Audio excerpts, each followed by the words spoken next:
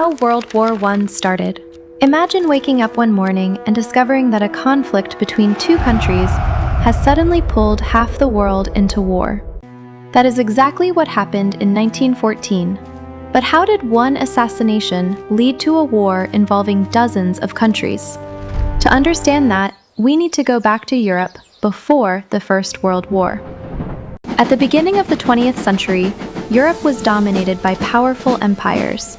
There was the German Empire, the Austro-Hungarian Empire, the Russian Empire, the Ottoman Empire, the British Empire, and France.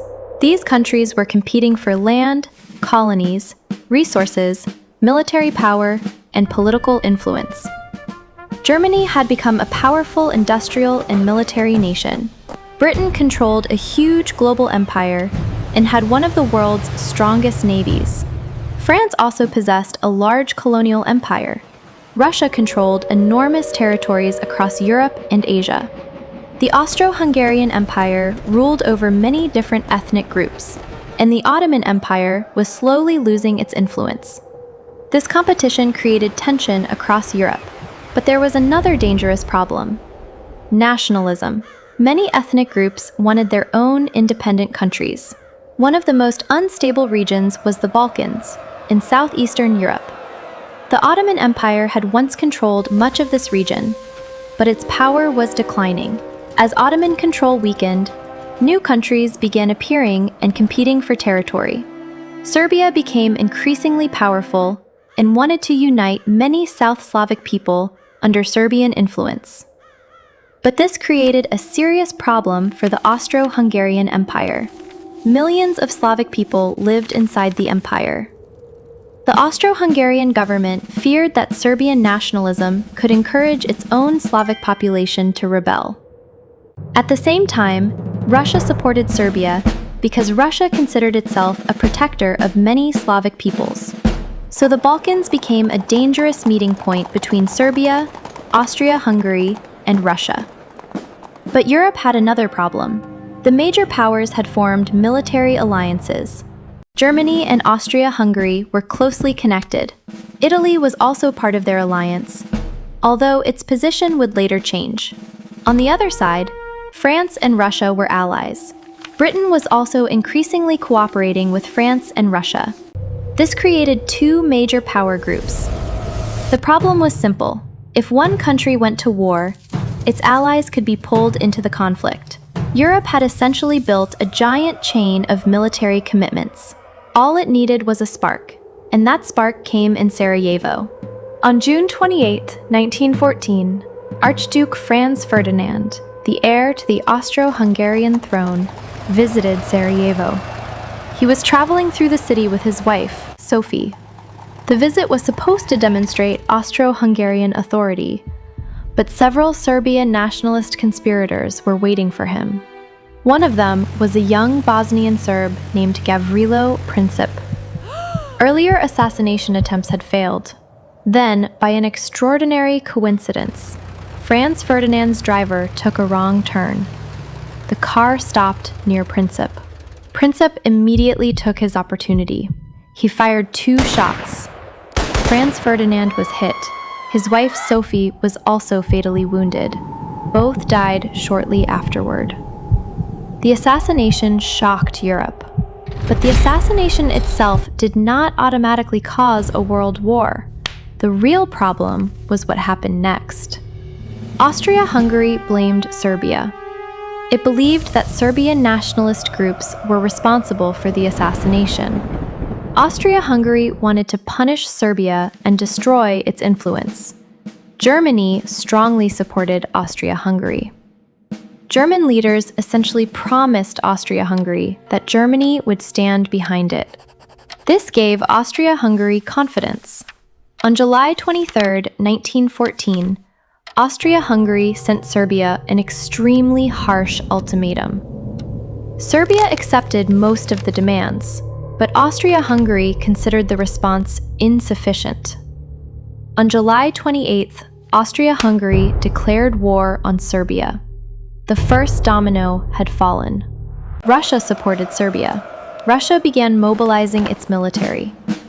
Germany saw Russian mobilization as a direct threat. Germany demanded that Russia stop. Russia refused. Germany then declared war on Russia. Now France was connected to Russia through their alliance. Germany expected that France would eventually enter the war, so Germany declared war on France as well. Germany had a major military plan. Instead of attacking France directly across the heavily defended border, Germany planned to move through Belgium. The goal was to defeat France quickly and then turn its forces toward Russia. But Belgium was neutral. Germany invaded Belgium anyway. Britain had guaranteed Belgian neutrality. When German troops entered Belgium, Britain entered the war against Germany. And suddenly, a conflict that had begun between Austria-Hungary and Serbia had become a massive European war. The dominoes had fallen. Germany and Austria-Hungary were fighting against Serbia, Russia, France, Britain, and their allies.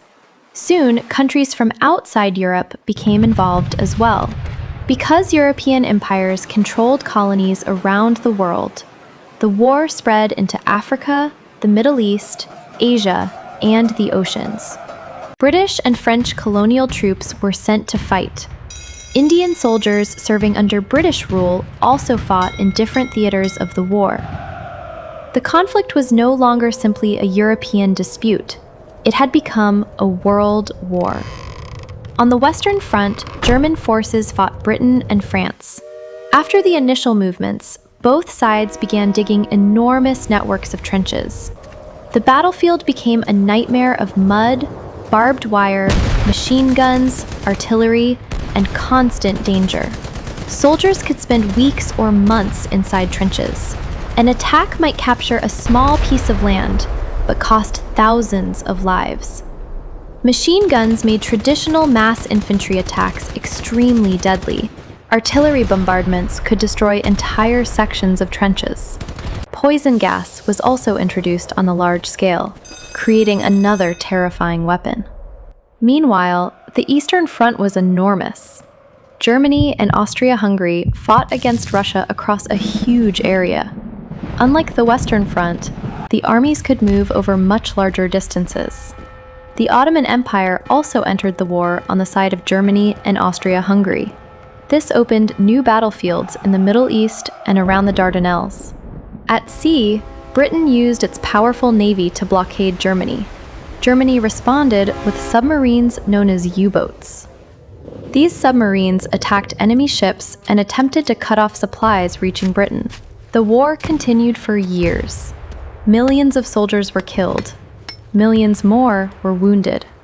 Civilians also suffered from shortages, disease, bombing, displacement, and economic collapse. Then, in 1917, something extremely important happened. The United States entered the war on the side of the Allies. American soldiers, money, supplies, and industrial power gave the Allies a major advantage. At almost the same time, Russia was experiencing a revolution. The Russian government collapsed, and the country became increasingly unable to continue the war. Eventually, Russia withdrew from the conflict. Germany tried to use this opportunity to defeat the Allies before American forces could arrive in large numbers. But the German offensives failed.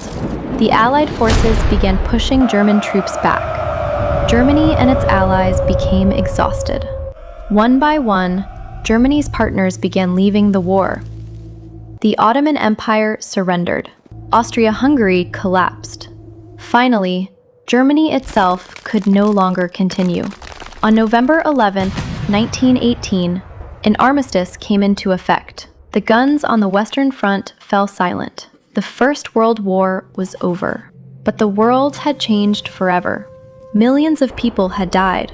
4 major empires had collapsed. New countries appeared across Europe. The political map of the continent was completely transformed. But the story did not end there. The peace settlement created new problems. In 1919, Germany was forced to sign the Treaty of Versailles.